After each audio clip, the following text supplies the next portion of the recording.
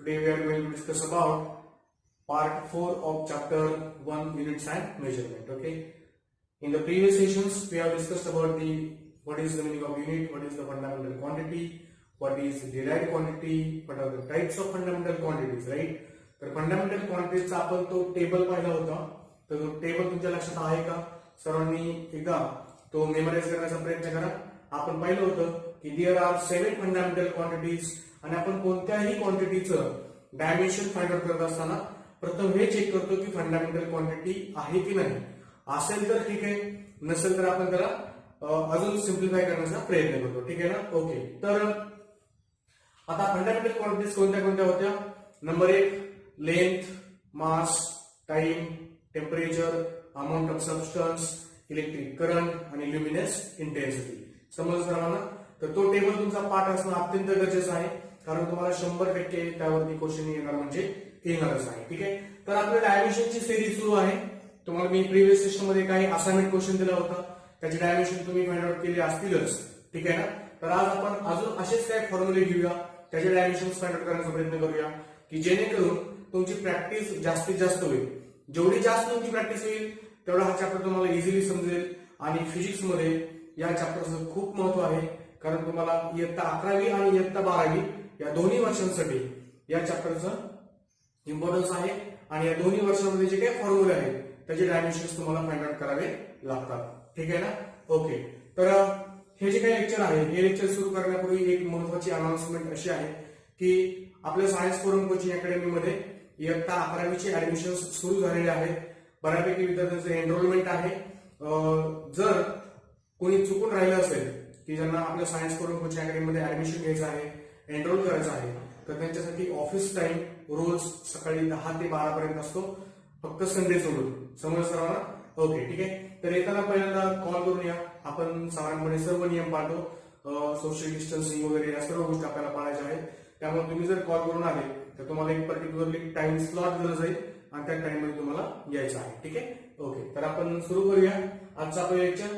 आपण प्रिव्हियस जे डायमेन्शन्स पाहिले आहेत ते तुम्हाला सर्वांना समजले असतील, परंतु आज आपण एक सिंपल डायमेन्शन पासून सुरू करूया, आणि that is nothing but force.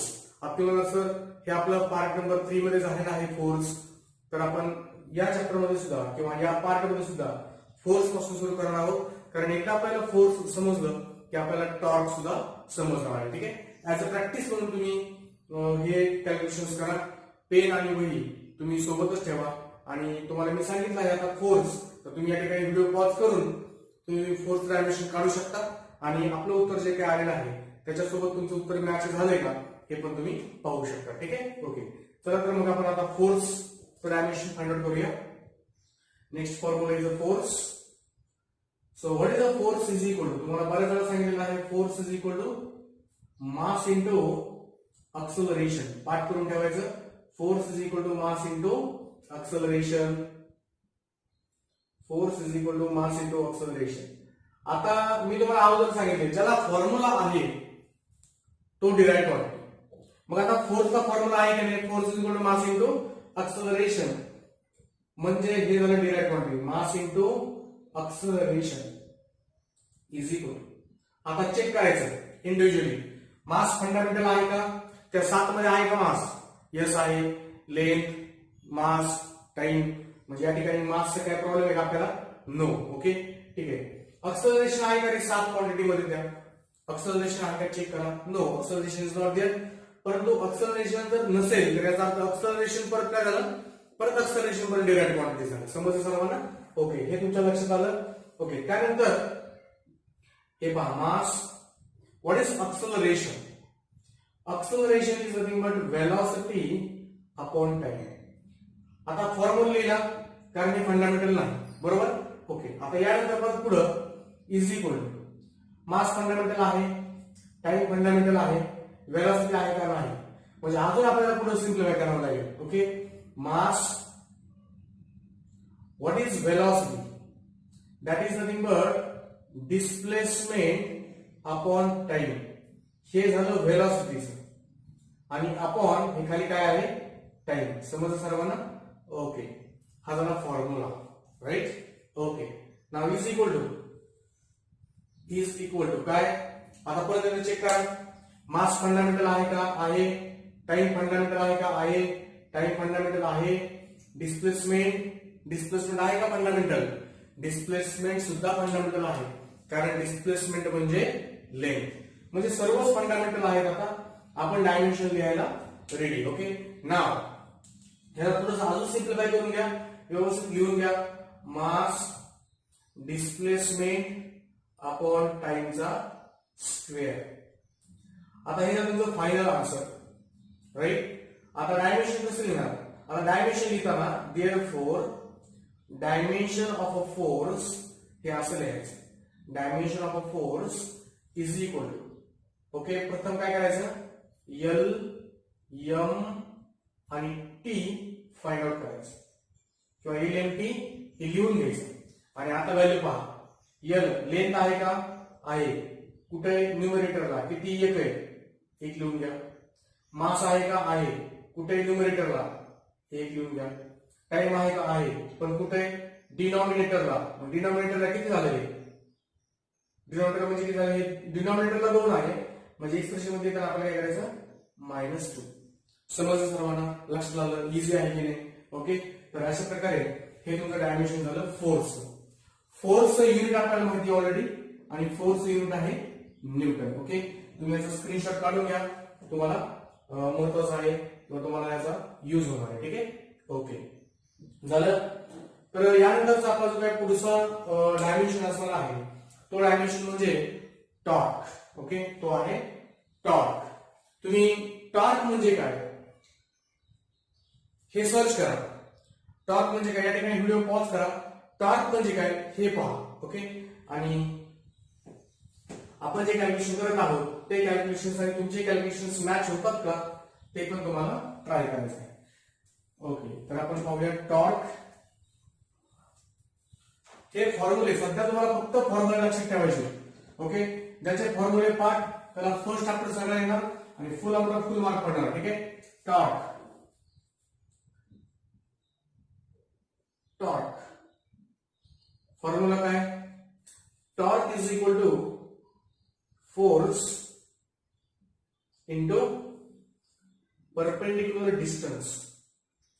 Distance म्हणजेच काय झालं रे, परपेंडिक्युलर डिस्टन्स. डिस्टन्स म्हणजेच काय झालं, लेंथ. Perpendicular distance.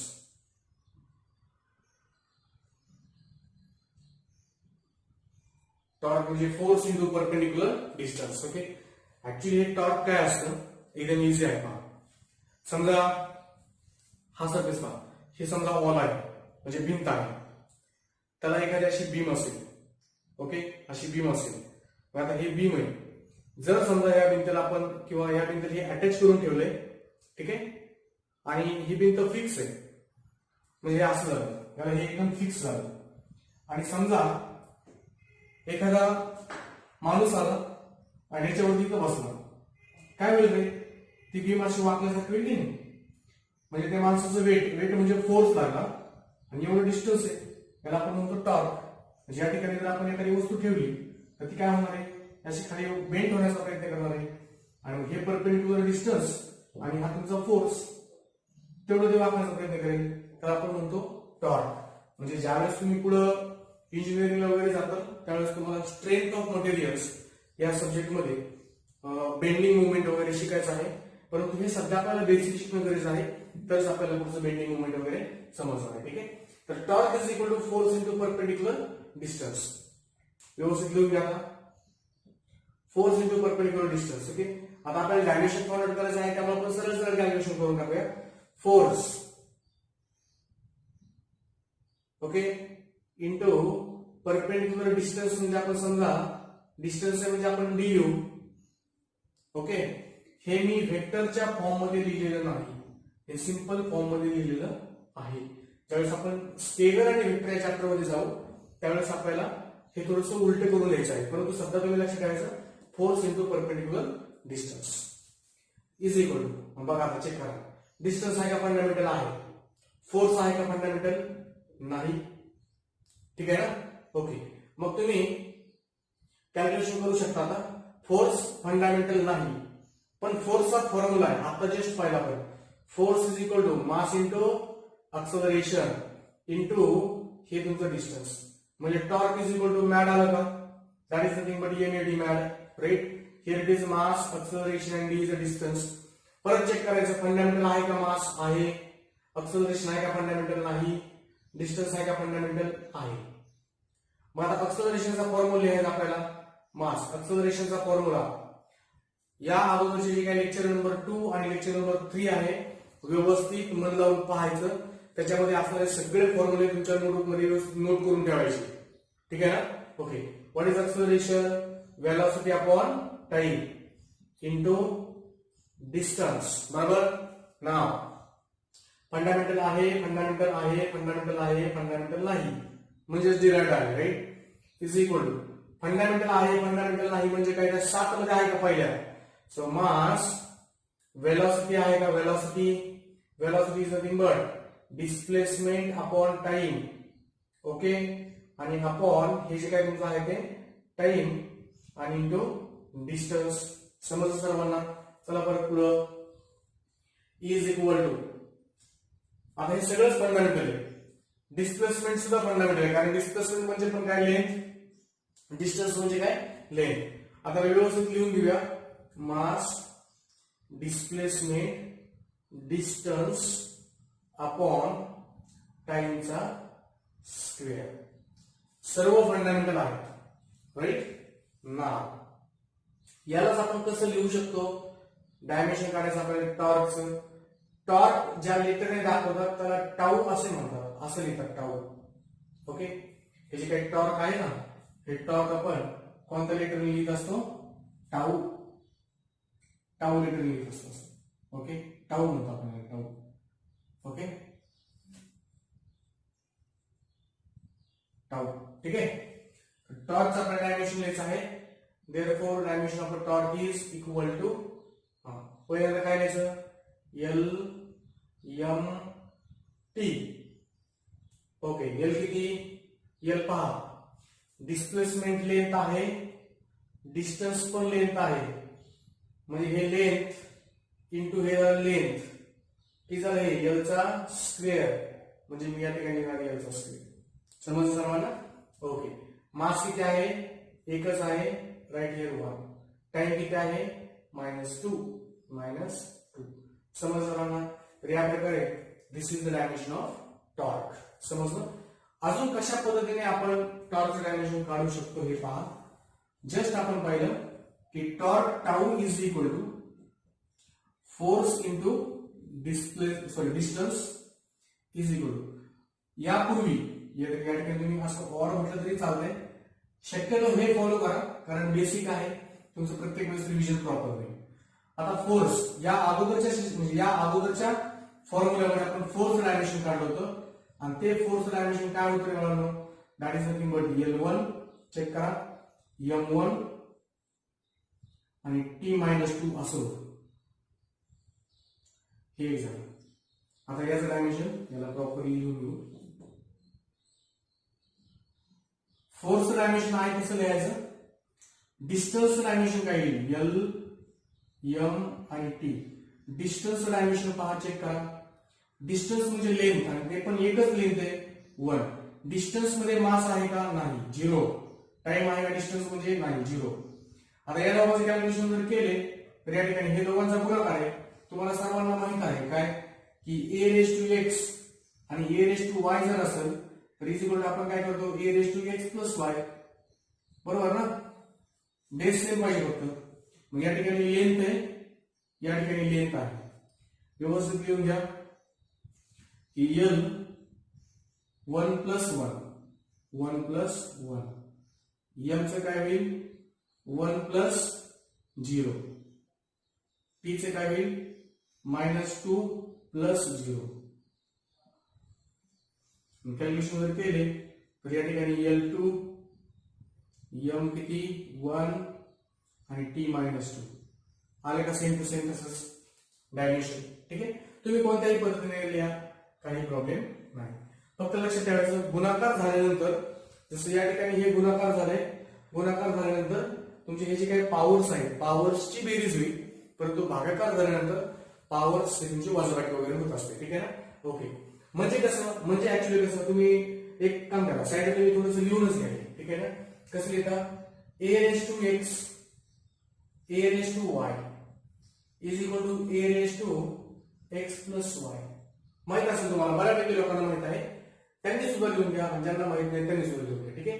आणि समजा जर a raised to x upon a raised to y असं असतं तर इज इक्वल टू आपण काय केलं असतं, a raised to x minus y.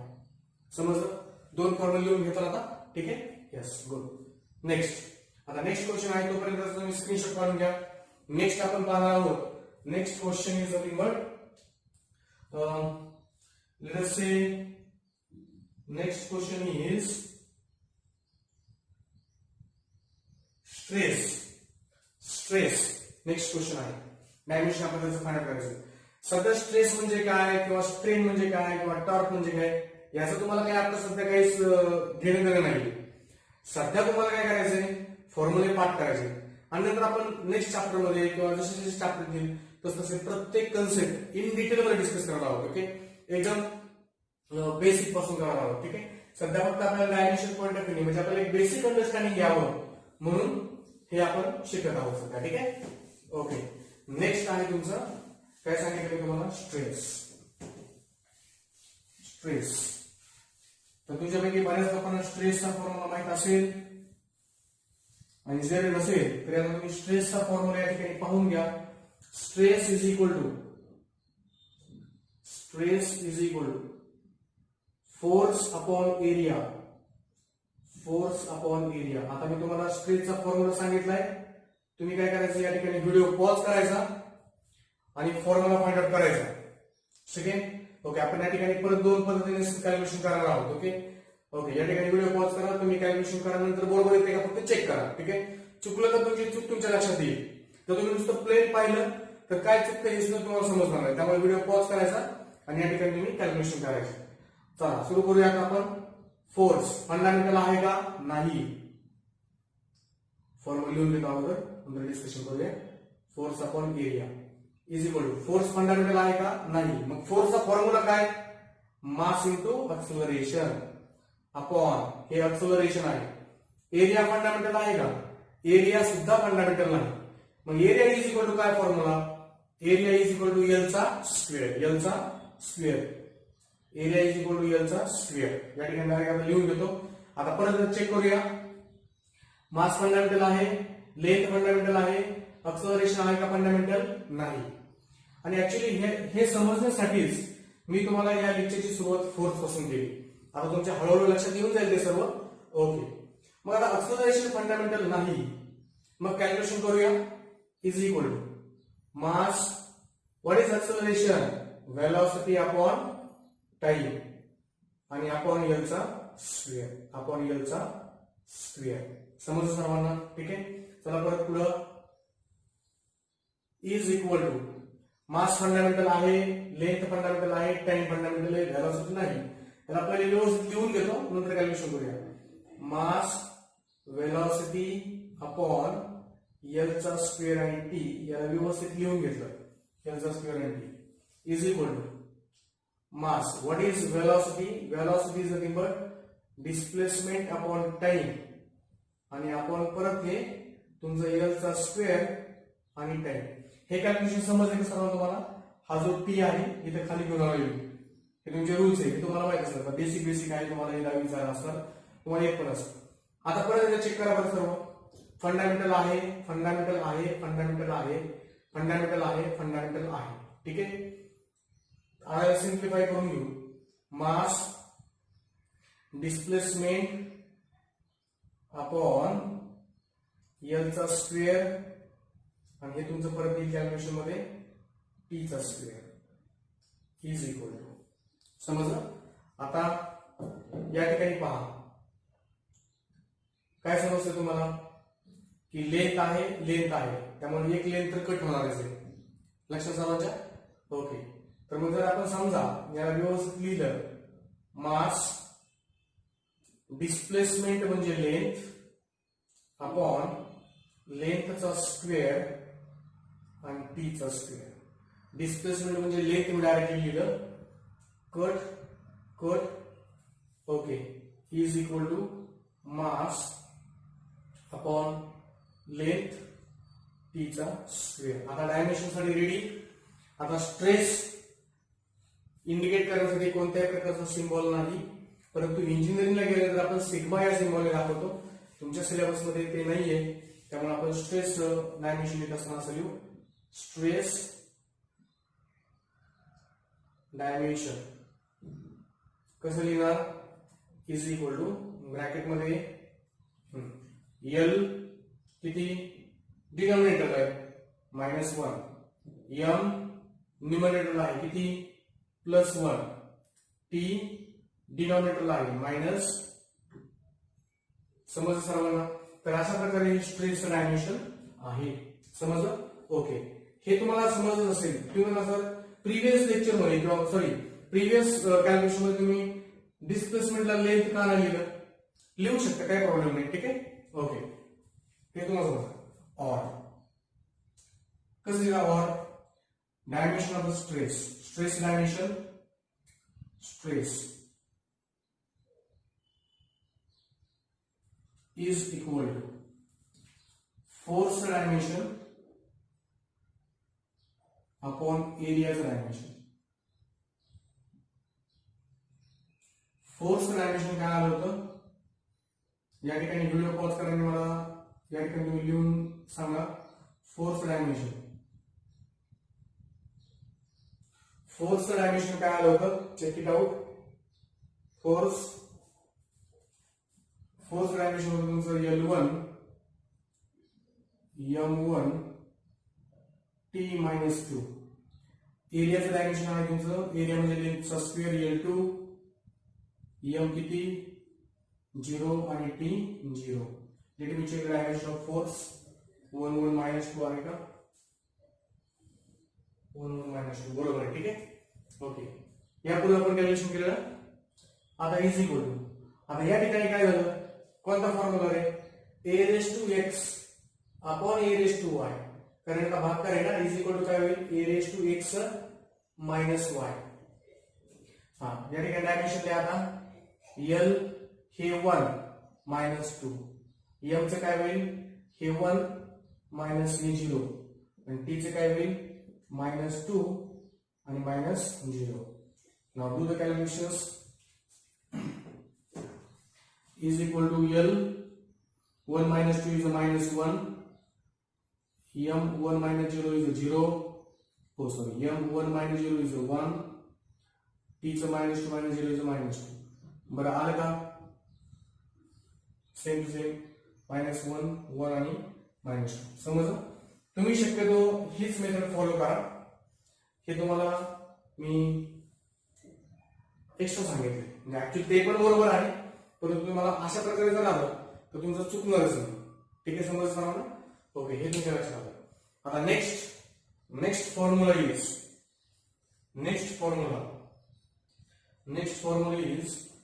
angular velocity.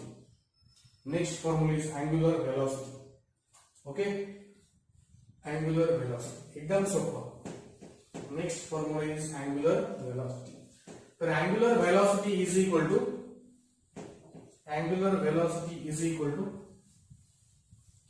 angle upon time.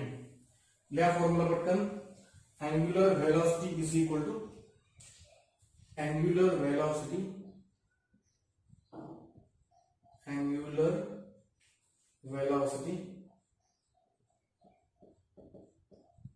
is equal to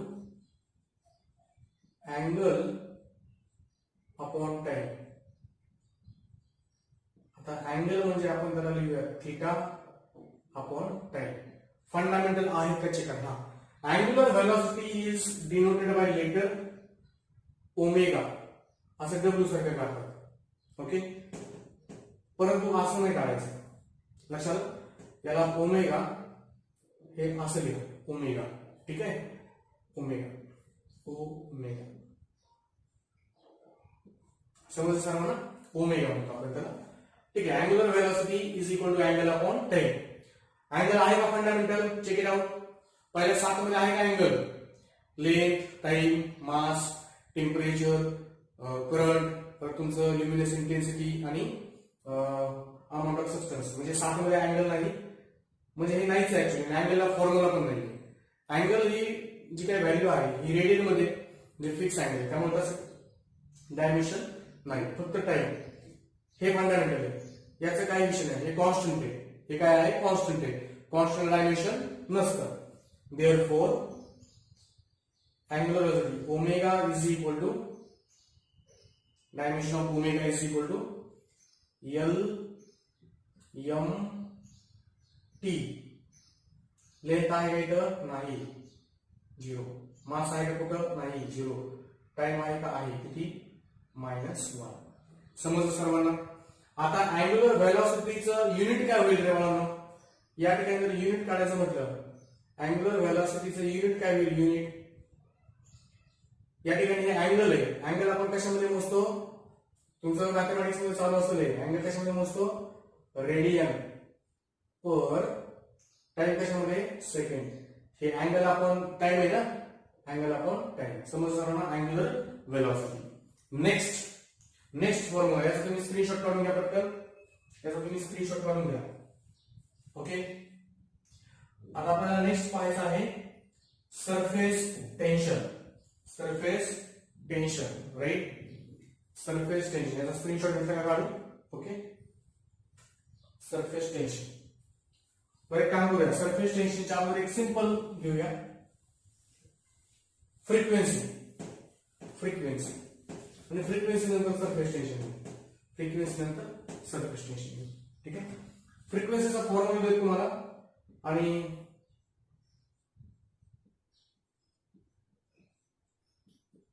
तुम्ही कॅल्क्युलेशन करायचे. Frequency is equal to 1 upon time. Time period म्हणतो आपण त्याला, परंतु 1 upon time is equal to 1 upon time. करा बरं calculation. 1 upon time. Make it fast. Calculation करा, make it fast. Is equal to पहा, पण एकचं काय, एक कॉन्स्टंट म्हणतात काय? Time is a fundamental. So what is dimension of frequency? फ्रिक्वेन्सीला आपण कशाने डिनोट करत असतो? एफ ने. ठीक आहे. त्यामुळं एफ स्मॉल एफ ने, कॅपिटल एफ ने फोर्स आपण डिनोट करतो. Okay. So is equal to पहा, L M T, L M आणि टी. एल किती? नाहीचे 0. मास आहे का? नाहीचे 0. टाइम आहे -1. समजणार ना फ्रिक्वेन्सी? समजणार ना फ्रिक्वेन्सी? ओके, ठीक आहे. इझी आहे. नेक्स्ट, फ्रिक्वेन्सी युनिट काय होईल? पर सेकंड. कारण आपण टाइम पर सेकंड. नेक्स्ट आहे तुमचं सरफेस टेन्शन. नेक्स्ट, याचा स्क्रीनशॉट काढून घ्या, लिहून घ्या व्यवस्थित. Surface tension. सरफेस हे तुम्हाला येईल आता, हे सोपं आहे. सरफेस टेन्शन एकदम इझी आहे. Surface tension is equal to force upon length. Force upon length. करा बरं try. Force upon length is equal to force upon length. तर फोर्स येते तुम्हाला सर्वांना आता. ठीक आहे. Force length L is equal to force म्हणजे काय? Mass into acceleration upon length. बरोबर? हे तुमच्या लक्षात आलं. Is equal to mass fundamental आहे, ऑक्सिलरेशन म्हणजे व्हेलॉसिटी अपॉन टाइम. हे तुमचं रिव्हिजनच चालू करते. ठीक आहे. लेंथ इज इक्वल टू व्यवस्थित लिहून घेऊ, M V upon L T is equal to mass, what is velocity, displacement upon time upon length into time. Now do the calculation. Mass, displacement upon L आणि T चा square. समजलं? या particular case मध्ये is equal to mass, displacement म्हणजे length upon length T चा square. Length cancel, शिल्लक करायला is equal to mass upon टाइमचा स्क्वेअर. आता डायमेन्शन तुम्हाला फाइंड आउट करायचे आहे सरफेस टेन्शनचं. त्याच्या खाली काय म्हणा तुम्ही?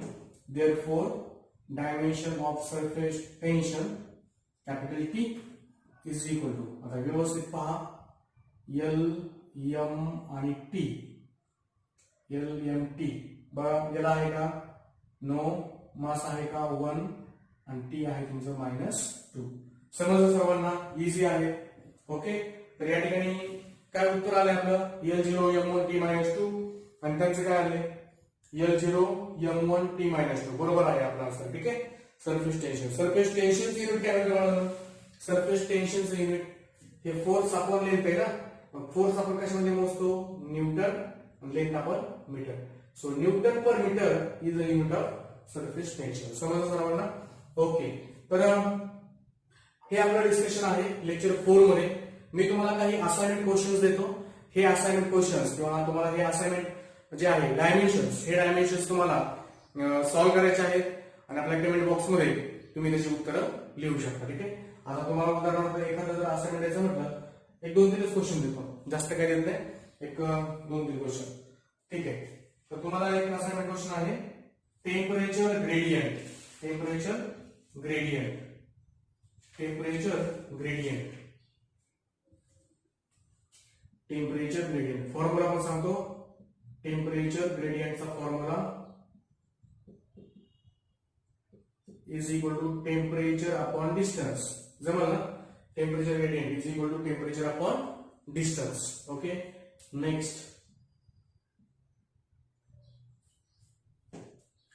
नेक्स्ट तुम्हाला असाइनमेंट क्वेश्चन आहे, density, density is equal to mass upon volume, mass upon volume, हे तुम्हाला करायचं आहे. ठीक आहे, नेक्स्ट तुम्हाला करायचं जर म्हटलं तर तो असेल टाइम पिरियड, एकदम सोपा, time period is equal to काय असेल. ठीक आहे, परत ठीक आहे, एवढे 3च करा, एकदम सोपे आहे. आज आपले टेस्ट आहे आणि तुम्ही सर्वांनी व्यवस्थित अभ्यास केला असेल. ठीक आहे, चांगलं परफॉर्म करा टेस्ट मध्ये. आणि जर काही समजत नसेल तर प्लीज विचारा, आपला व्हॉट्सअप नंबर सुद्धा तुमच्याकडे असेल. जर काही क्वेश्चन आला, काही डाऊट आला तर तुम्ही एनी टाइम फोन करू शकता. आपल्या ऑफिसची टायमिंग आहे सकाळी 10 ते 12. जे तुमचे फ्रेंड्स आहेत तर सर्व फ्रेंड्सला सांगा की क्लासरूममध्ये एनरोलमेंट वगैरे चालू आहे आणि तुम्हाला एनरोल करून घ्यायचं आहे. 2 फोटो लागतील, आपल्या क्लासचा ऑफिसचा फॉर्म भरावा लागेल, हे सर्व काही तुम्हाला स्टेप्स फॉलो करावे लागतील. ठीक आहे, ओके, तर आपण या ठिकाणी थांबूया. धन्यवाद.